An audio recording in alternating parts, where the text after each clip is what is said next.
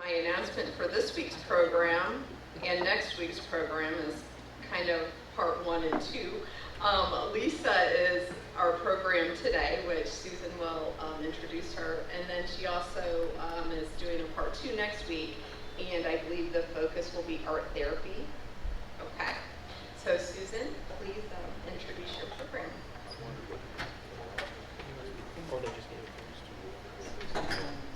My introduction is going to be short because since Lisa is going to be joining us as a member, I've asked her to introduce herself and tell you a little bit about her background. And as Shannon said, this is a 2-part program. So Lisa McNamara. Hello, I don't speak loudly, but if I'm too loud, just tell me to back it down. I'll sing loud, but I don't speak loudly. A little bit about myself. I was born in Woodburn, actually. For the last 25 years, I've been in Dallas-Fort Worth.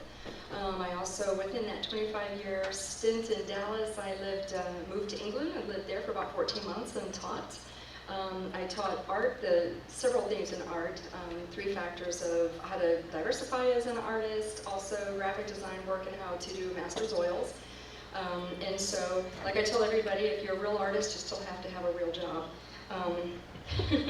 But I also tell people I'm going to be wealthy when I'm dead. So, but let me say, I'm also a classically trained opera singer, and I was also on the Junior Philharmonic playing flute. So the cultural arts have meant a lot to me.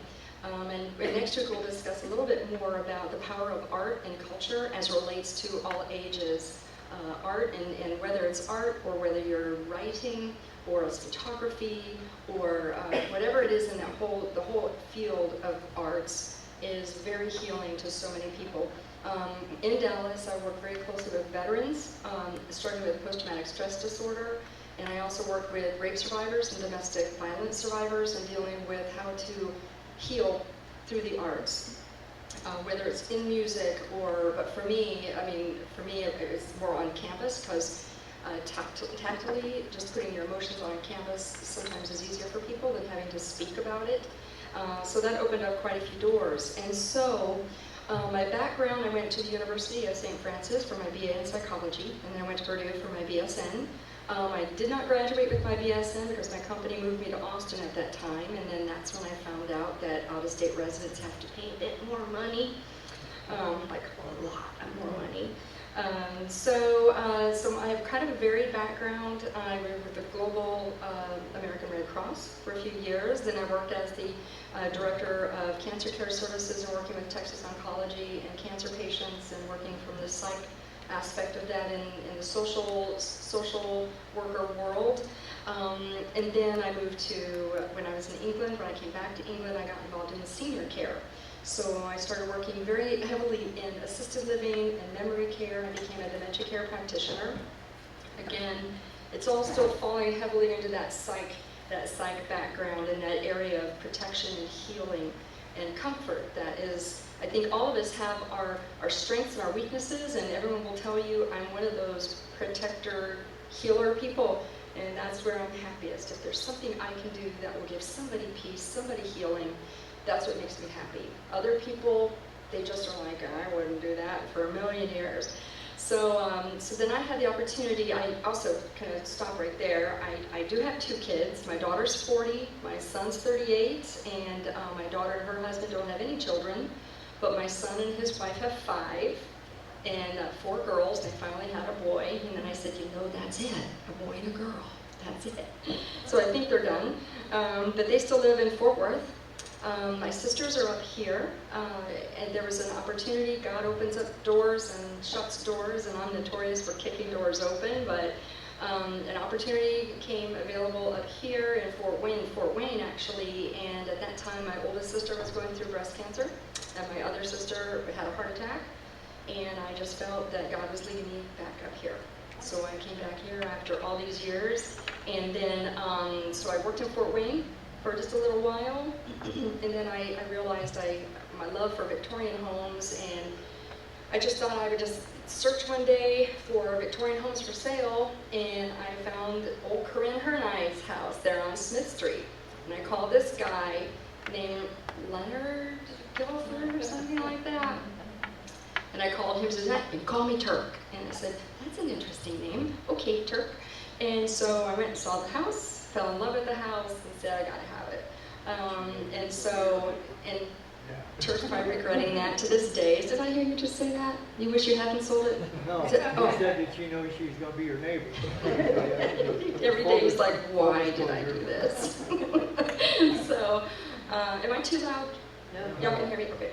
I'm trying to drop the y'all. That y'all's still in there, but I'm trying to, every time I say y'all, I go, okay, you guys.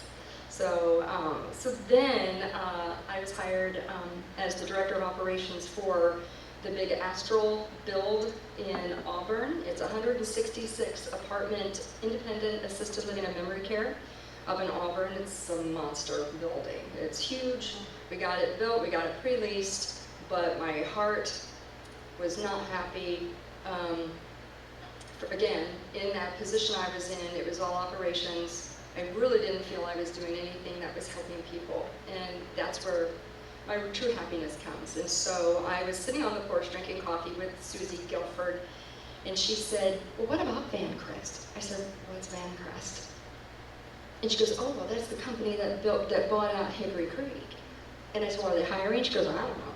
So, and this is another God thing, because at that time I was on Indeed, which is a hiring site, and you can kind of list on there actively looking, and all the HR people will, flag you, and then I get this little ding ding on my phone, and I get to look and see, do I want that job? And I got it no more than I finished talking with Susie, and I went home. I would say 45 minutes later, I'm sitting on the couch, and my phone went ding ding, and I looked up and it said Vancrest. I went, you're kidding. So I said, okay, well, I'll deal with that later. I'll look at it. They never flag you a second time for the same job. They never do. In the years I've known that, they never do that. So next morning, I had this feeling that, I suppose I ought to look at that, but I thought, I'll look at it later. My phone went ding ding, I looked at it, Vancrest. I went, you gotta be kidding me. So I got up, looked at it, filled out the application.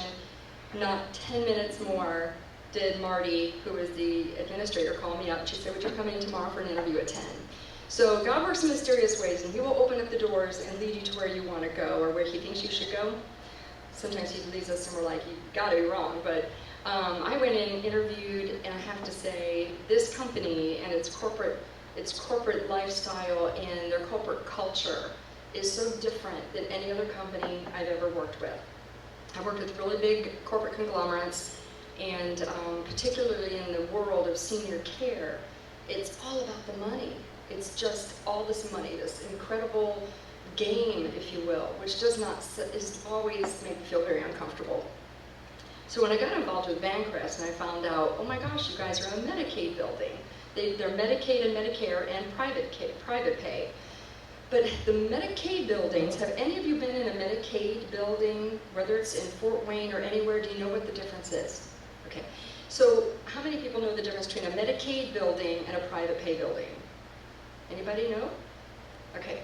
Private pay basically means when you need help, whether it's long-term care or assisted care or memory care, memory care. Independent living is completely independent, so we're going to just take that off the table right now. Is that it all comes down to how much money do you have to pay us? That's what it means. Do you have a long-term care policy? We want your money. Really, that's what it is. And then what do? Your whole life savings, you sold your farm, you sold your house, you sold your cars, you sold everything that you were hoping to give to your kids to pay $6,000 to $8,000 a month to have 24/7 nursing care. Now your money's gone. The doctor said, hey, I've got news for you. You got 10 more years to live. And you're like, holy what? How am I going to do this? Well, that's when Medicaid comes in. And Medicaid is government. It's fairly funded. Each state's different because each state has the money comes from the federal government, but each state is allotted how much money to pay for that. So when I got involved in the Medicaid side in Indiana, I was shocked, scared, because I'm 60, and I don't know any of my friends. I have friends who are doctors and lawyers and investors, wealthy people, and we're living longer. And they're all saying, we'll never be able to afford this, and I'll die before I go into a Medicaid building. So upon my research, I'm very analytical. I'm kind of an airhead, but I'm still an analytical airhead nonetheless. So I started looking in Fort Wayne at these Medicaid facilities, and they don't do background checks. They'll say they'll do a background check on an employee, but they just leave it very general, okay? And they don't do background checks on the residents or the patients. So how many of you remember the old Hilton downtown Fort Wayne on Washington Street? At one time in the 60s and 70s was like a Trump building. I mean, it was just gorgeous. You're nodding your head, yeah. Well, now it became Lamplight, and now they've called it Noble. 78% of those residents right now are all convicted felons. Police officers are there multiple times daily for assault, drugs, you name it. It's horrible. It's deplorable.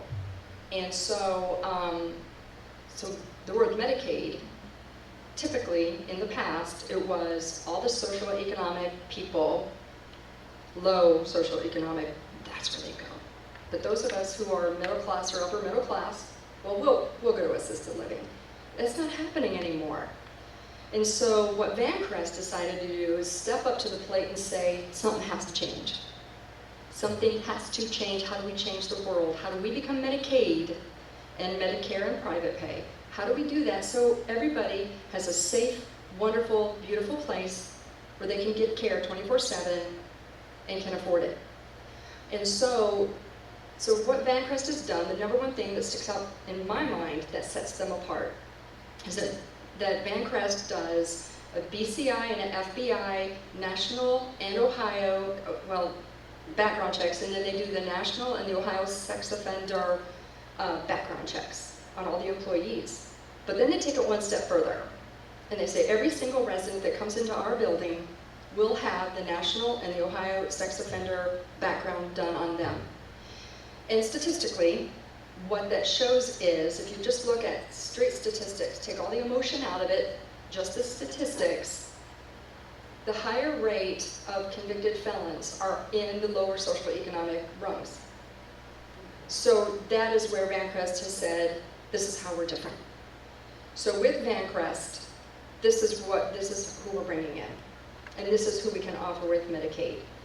Then the Laurels in Butler charges $237 a day, and we are $180.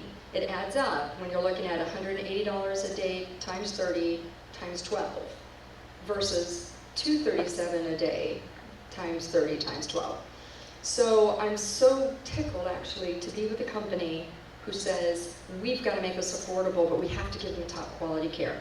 So if you guys look at this little sheet here, it's really wonderful because it gives you a little bit about where we rate. The average Medicaid building scores a 3.2. Vancrest is 5-star. Okay, so that just kind of puts it in perspective for you. So 3.2 is the national average for Medicaid, and we are 5-star. So we're very pleased about that. The other thing too is that of our 13 communities, since the beginning of the COVID pandemic, we have lost 0 people to COVID. We've had COVID in the buildings, we get on it, we isolate, we protect the whole team, we protect all of our people. We've had, so far, knock on wood, no deaths due to COVID.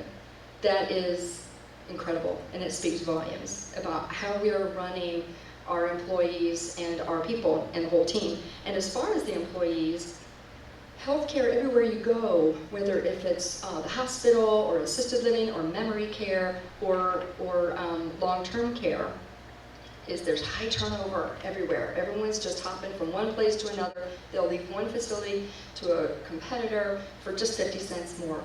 And so you're saying, what is Vancrest doing to stop that revolving door of employees? So Vancrest has a matching 401k, which most people in the Medicaid world do not do that. Okay, so they have a matching 401k, and they also do, they will do tuition reimbursement. So we encourage these people, let's do more with your life. Let's make you more valuable.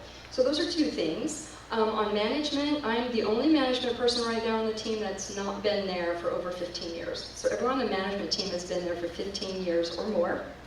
And then the average STNA or CNA, those would be the nursing assistants, in Indiana, every 3 months. They have a new one, every 3 months. Our turnover is every 18 months. Now, that may not sound like a big difference. It's a huge difference when it comes to medical care. So we're very, very pleased with that. And then also, now I gotta get my glasses on because I can't see a bloody thing, as they say in England. And then also, we are right now under construction for our A-wing. We no longer have, when it was Hickory Creek, they had a memory care unit. We don't have that. We're all long-term care, and then our A-wing right now is under construction. Hopefully it'll be done in like a week or two, and that's going to be all short-term rehab, so in a new therapy room. So that'll be there. I'll have 7 rooms open for that. Right now, we're totally full. So when Vancrest took over, they hadn't, well, I think it was even with Hickory Creek because COVID hit Hickory Creek really, really bad. I think you remember that, Turk. It hit really bad. And they were just stuck at 22 residents, and now we have 44. So I'm really pleased with that, so that's good. And so the new wing is going to be open soon. And this little booklet I sent for y'all to take home, for you guys to take home. Let me see, I'm gonna make sure I covered everything. It tells you a little bit about what we do in the long-term care. And here's the other thing too, when maybe we'll open up some questions. But with long-term care, we're not a lockdown unit. Anyone who comes to long-term, if they really don't like it, they can leave. You don't have to wait for your doctor to sign your paper. You can leave. Family you can leave. So it's not a lockdown unit. But I'm trying to think if I've covered everything and not boring you guys too much. But Vancrest, they are positioned right now to be the leader in long-term care because of the strategy that they have with Medicaid. Making it affordable, keeping the same people, and I think, I'm trying to think if I'm missing anything else. It's kind of hard to kind of make long-term care fun, but here's one thing I want to tell you, is usually when we think of long-term care, we think of elderly people. And again, times are changing because I have 3 people right now in long-term care that are under the age of 55. So long-term care does not mean anymore old. Assisted living had to be 65 to get into assisted living. Then it became 55, then 50, and now assisted livings are going down to 45. So across the board, although we're living longer, we're sicker. So something has to change. And so Vancrest is on the cutting edge of how can they help, and that's where they got me. When they said our #1 thing is compassionate care, I said, you got me with compassionate care. And seeing how that's first in Vancrest's whole mission is compassionate care. So, any questions at all that you guys might have about long-term care? Did I bore you? No one fell asleep, so that's good. Do you have private rooms down there, or is it 2 people? Yeah, well right now for long-term care, it's 2 people. The rule across the board, if you are on Medicaid will not pay for a private room. Now the short term, when our construction's done in A-Wing, all of those rooms will be private pay because those are all short-term care. Medicare will cover you 20 days for skilled nursing, and then if you need more, then Medicare will pay for 80%, and then you have to pay the other 20%, either out of pocket or through a secondary. But that whole wing, I'll have 7 private rooms available there. But the other 2 wings are all 2 people because most of them are Medicaid. Pretty much all of them are Medicaid except for like 4, I think. So, yeah, and our daily rate is $180. I think I said yes. You guys have therapy for people. I've got a son-in-law that's in 288 days with the virus. He's home now, but he can only walk on it this week. How long he's going to stay there, I don't know. Right. And So where? he might need additional therapy. Well, and if he does, that's the conversation you have with your doctor. And if the doctor says, yeah, because we have our very own therapy department, they're incredible. I've worked with a lot of therapy departments. They always tag team. It's always 2 people working with with that resident or that, that patient. Usually therapy, maybe you found out with your son, it's usually just one person working with them. We tag team all the time, and that really helps. You have that second set of eyes, that second helper. And so usually what that works is the doctor says, yeah, I can order you up therapy. Sometimes it depends on insurance if they want to have therapy at home, or if the doctor says, you know what, yeah, I think that you would do good for you to go in therapy and be there 24/7. Because that way they're getting therapy 5 and 6 times a week. So that first out of the gate, you talk to the doctor. If he writes a prescription for in-house therapy, then he can come in. And Medicare will pay, like I said, for 20 days, and if he has a secondary, then it'll pay for 100, and 80 days, and then secondary will pick up. So, does that answer your question? Yeah. Okay. Yes? So what do you do about Alzheimer's patients?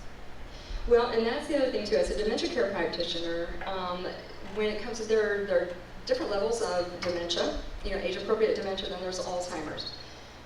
I would say probably 7 out of 10 of Alzheimer's patients are not an elopement risk. Elopement meaning they don't want to flee and crawl out the window. Yeah. And so now we do have in St. Mary's what's called the Sarah Jane facility, which is it is a lockdown unit. We don't have too many of those because, like I said, 8 out of 10 people who have Alzheimer's can function quite well, actually, in long-term care. Because they do the activities, they still eat, they have socialization, which is important. But all of that will depend on what the psychologist says about where they are. Because sometimes with Alzheimer's, they really do need a one-on-one. They may not want to flee, but they need one-on-one. And so when they get to the point where you say, they're not thriving here, then it needs to be like someone from me, because I'm social services. When I do their psych eval, and I do a psych eval when people admit, I do a psych eval then on 14 days, 30 days, and also PRN, which is as needed. If they've gotten sick or they've changed, I'll evaluate them. And if I feel that they're at Vancrest, they're not flourishing, then we'll contact the family and say, maybe it's time for a memory care unit, because they do everything differently in a memory care unit, or they should anyway, where they do more one-on-one. They have sundowners, which is you sleep all day and then you're up all night, because just like when our babies were little and they got their days and nights mixed up.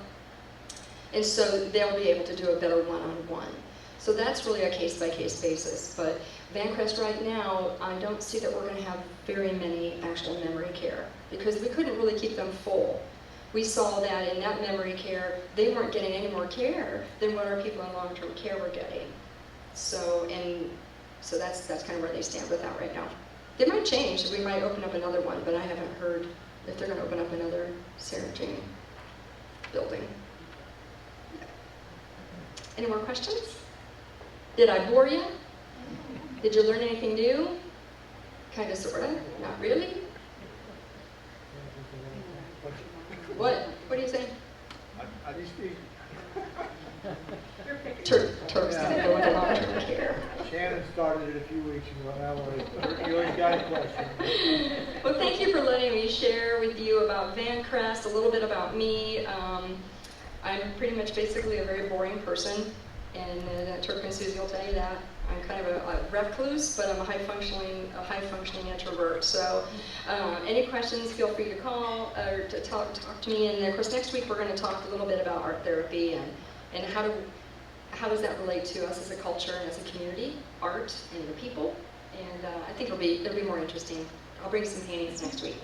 So it'll be like show and tell. Okay? All right, thank you.